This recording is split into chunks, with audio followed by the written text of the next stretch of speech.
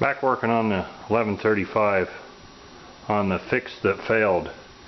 The work I did this before on the repair video, I had hydraulic oil leaking out of the bottom of this power steering box. It was coming out of that shaft seal. Well, it started dripping a little bit more. I wasn't too concerned about a drip, but I got the this is where the pressure went in, and I had a vent over on this side so the gearbox could vent. And running it the other day, noticed an oil leak, pulled the grill off here and looked inside, and there's oil just gushing right out of the vent. Oh, what the heck's going on here? Well, I got to thinking about it, and on the steering cylinders, I got this one removed.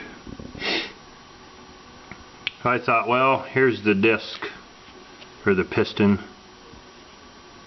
Some bolts on the end of there, slides inside that bore, what does all your steering. I thought, well, maybe those rings on that piston are leaking by.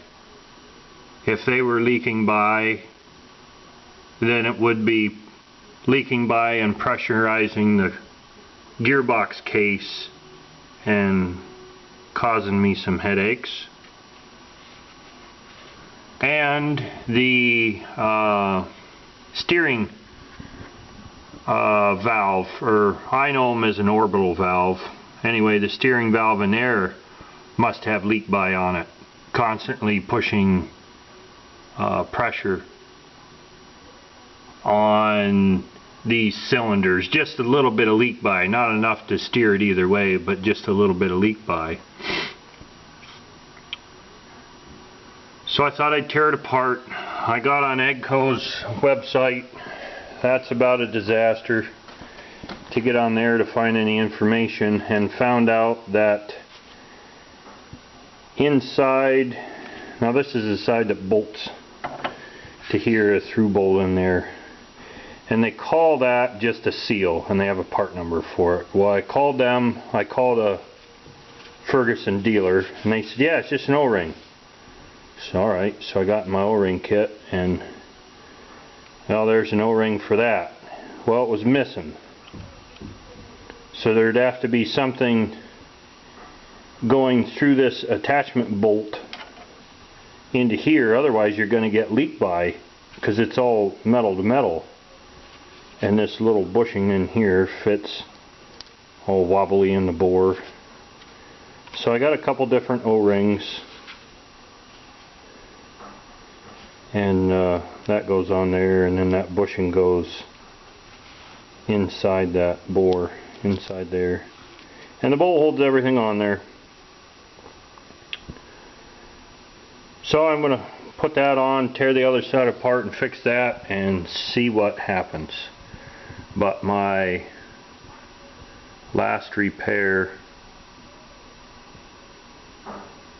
didn't cure the leaking gearbox.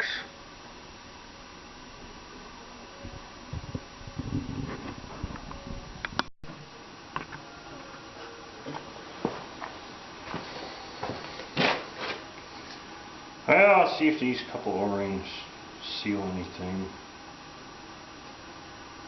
Now I'm supposed to go further down. No.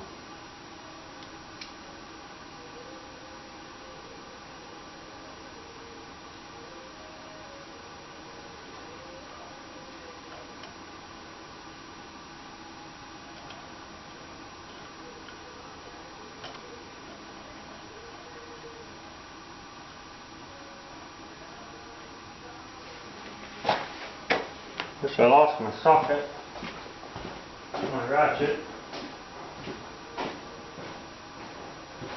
I had them over here.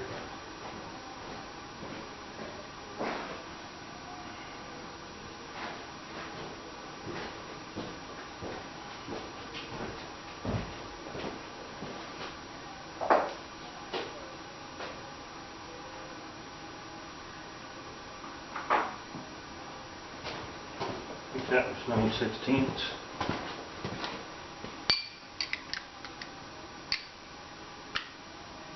Pretty sure it's nice, yeah.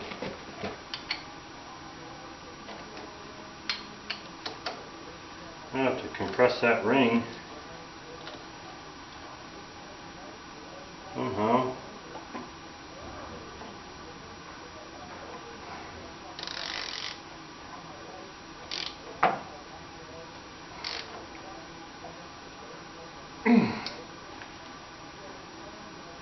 Yeah, see that?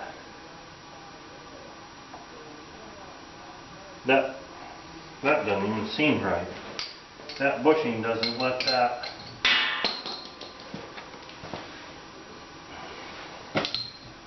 that collar, that doesn't even fit tight. Oh. Once I shave a little bit off that bushing.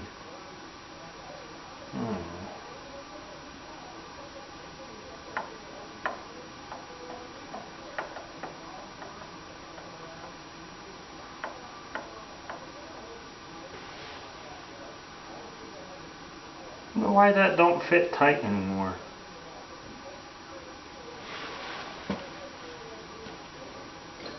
Act like a crush sleeve or something. I don't know.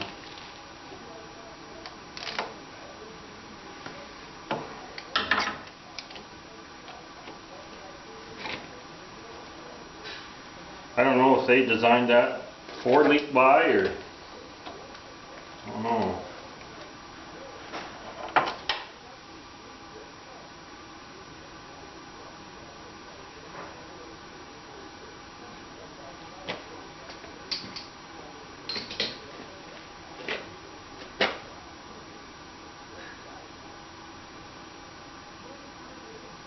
That one's still on there. I don't know why.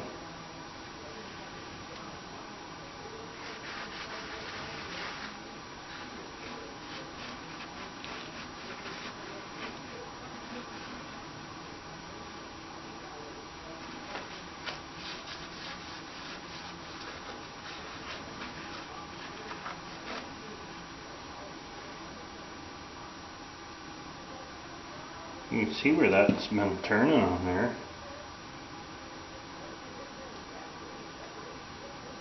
Huh.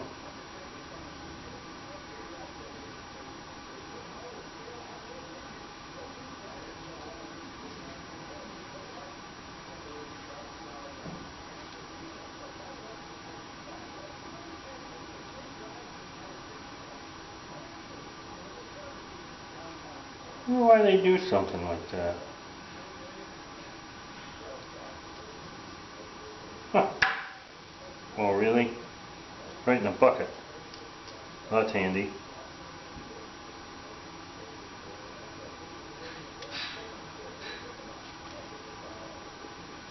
I think the damn thing should fit tight.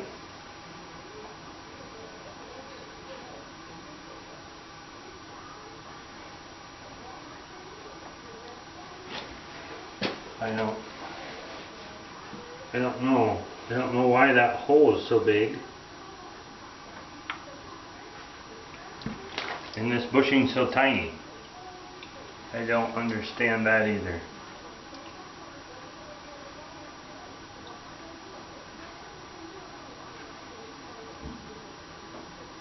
Because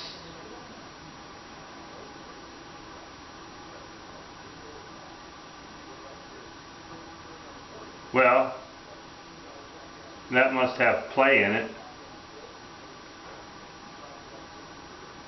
But I don't know.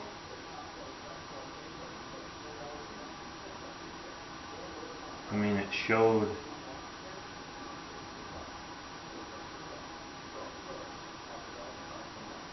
Why is that oil so dirty?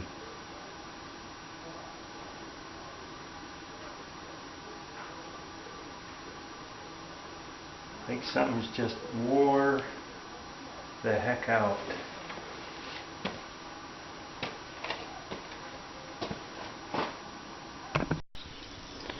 Alright, I don't know if I showed this or not. I don't remember. But on these steering cylinders, that's this side here, that steering cylinder. I got on AGCO's parts book. Let's see if that's going to show up.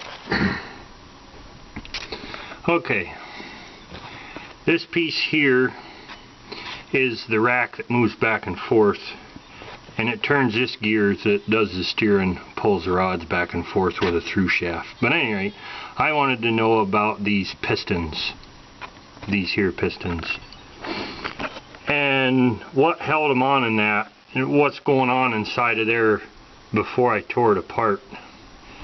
So these pistons are held to this rack with a bolt, a sleeve, and then come to find out, no, this camera ain't working so well, but at any rate, that piece is an O-ring that fits between that piston where it bolts up between that rack. And there is that sleeve on there for the bolt, so you can't tighten it up too much. So it can move a little bit. Well, when I tore this apart, there was no rubber O-rings in there, and that sleeve was worn enough, it was letting that piston wobble in there. So that was letting all the steering fluid pass the piston into the case, pressurizing the case with steering fluid, even worse, and out my temporary vent that I put in that red plug. This is my temporary vent. It was just pouring out of there. So when I tore it apart, I found it didn't have an O-ring. There was no O-ring. So I replaced the O-ring, and I ended up trimming down, see a little bit of there, that sleeve, so it fit a lot tighter. And I put everything back together, and I did have a backup plan for another cylinder, a different design, like what's on the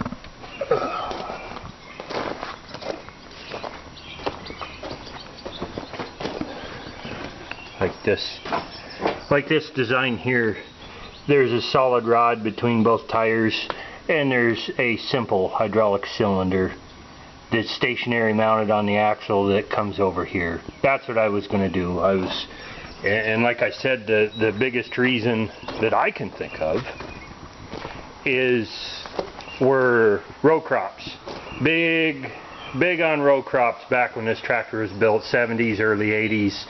And the simplest way I see what the designers did was, you know, all your holes here, well then you had all the notches in the back here. If you wanted to adjust your axle for row spacing for your row crops, you made this wider, you made that wider, and your steering, you know, everything was great.